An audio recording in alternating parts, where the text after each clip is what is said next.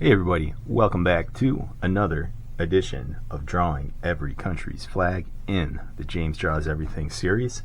And today, we're going to get a little complicated, we're going to get a little controversial, because we're going to be tackling Iran. Alright, Iran is in Central Asia, kind of in between the subcontinent and the Middle East, home to the ancient Persian Empire. And Iran, because they are such an ancient civilization, they're actually home to some of the oldest World Heritage Sites in the world. A lot of rich history and culture there. They were considered Persia until 1935 when they became Iran. And Iran, you've definitely heard about them before. They're always in the news. Not one of the allies of the United States or the Western world, and they do have a pretty complicated history with the United States and the rest of the world, and they also have a pretty complicated flag. Okay, so it is a longer flag, so I'm just going to get my color bars in there first. Okay, so we've got like a green one up here, and there's a pretty detailed like calligraphy kind of writing on the bottom of that, but I'm just going to get my solid color in first, and then we're going to do the same with the red on the bottom. And yes, so as I'm doing this, Iran, some people call it Iran, Iran, I don't know, I kind of go back and forth. I don't know what the official pronunciation is. Iran was kind of one of the first casualties of the Cold War, between the United States and the Soviet Union.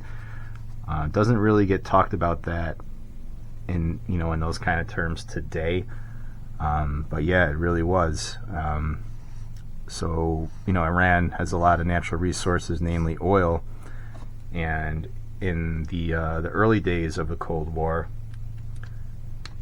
Russia wanted Iran in its orbit, and we did overthrow, the United States overthrew Iran's democratically elected government, and we put the Shah in power, and the Shah was friendly to Western influence, and that always that caused a lot of resentment with the native Persian or Iranian people.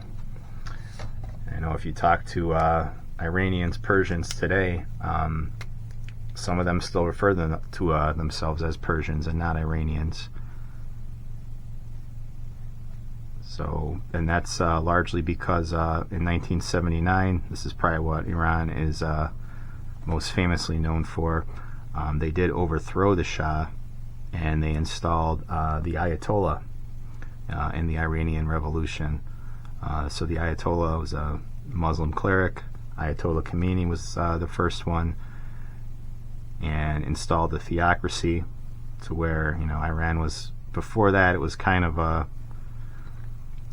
like your standard like a constitutional republic.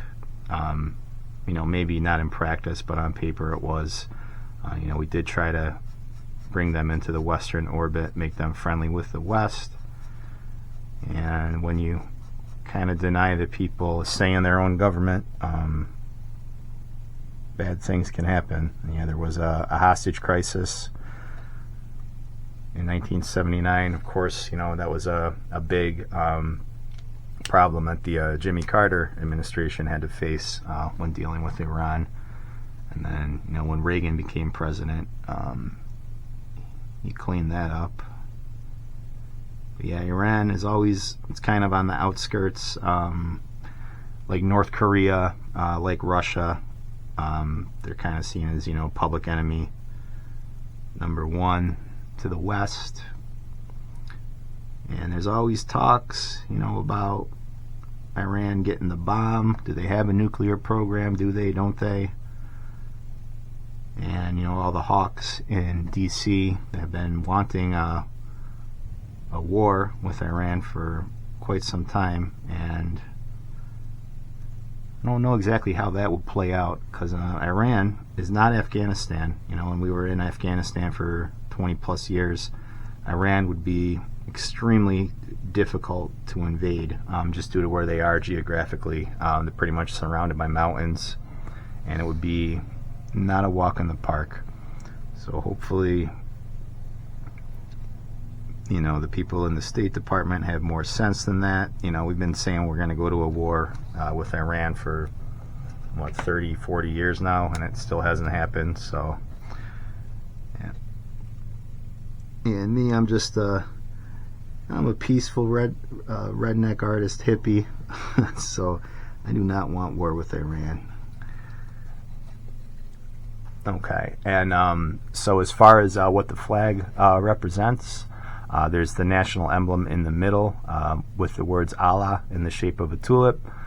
Allah Akbar is in a white script, repeated along the red and the green here. This is going to be very very difficult to draw here. So we've just got kind of lines going through a few times. I think there's a few of these.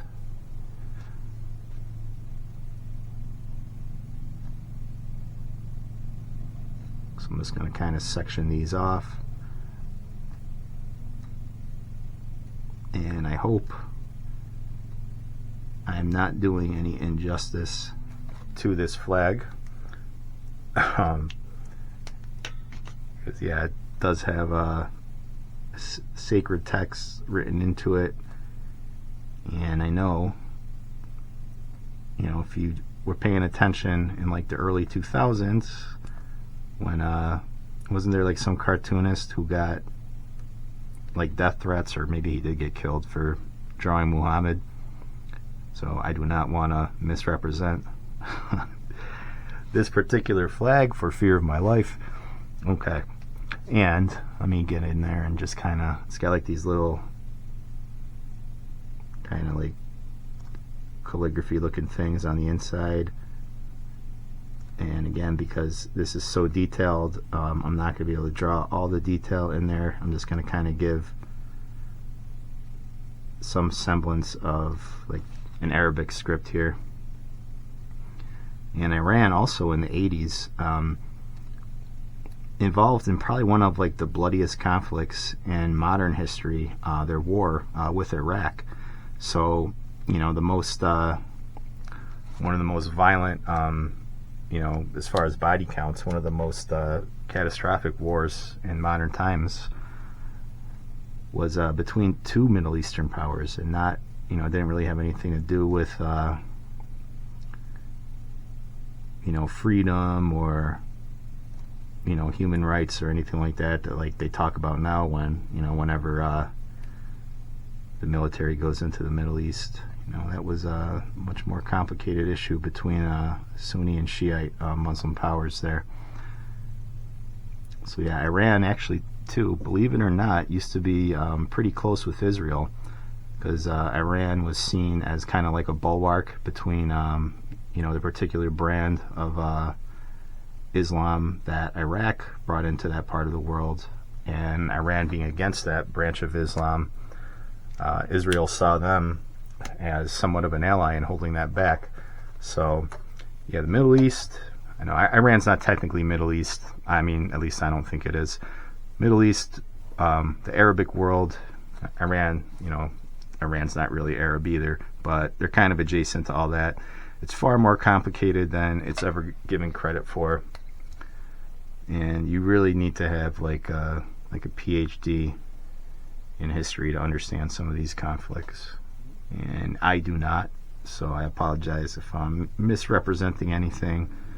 But yeah, when people, especially people in like the United States, especially like in our government, that have extremely strong opinions on conflicts over there, you press them a little bit and you find out they know like next to nothing about what's going on. But hey, that's our government. All right, so James, let's get rid of some of them pencil lines. I think you did the Iranian flag justice. It looks pretty good. Let me just Let's kind of darken some of that green over there. And hopefully I will not be in trouble with Iran, because if there's one country I would not want to be in trouble with, that'd probably be it. Just because of where they are situated in the world stage, as far as being, I guess you'd say, an enemy of the United States. But hopefully in the end, you know, everybody can be friends. We'll avoid war, bring peace to the world, to that particular part of the world.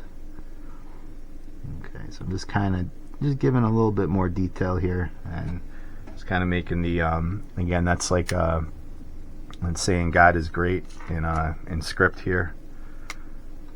So I agree with that. God is great. All right, so just add a little bit more character to some of these lines here. And yeah, it's a very, very complicated flag. It doesn't look like it from far away, right? But then you look closer and you're like, holy crap, there's a lot going on there. But yeah, that's Iran. And hey, we're done with page 2. So what do we got? We got 32 countries out of 194 done so far. So we're just trucking along. We're 16% of the way there. So you know what that means. I got another video coming tomorrow. So don't forget, like, comment, and subscribe. And I will catch you on that next video.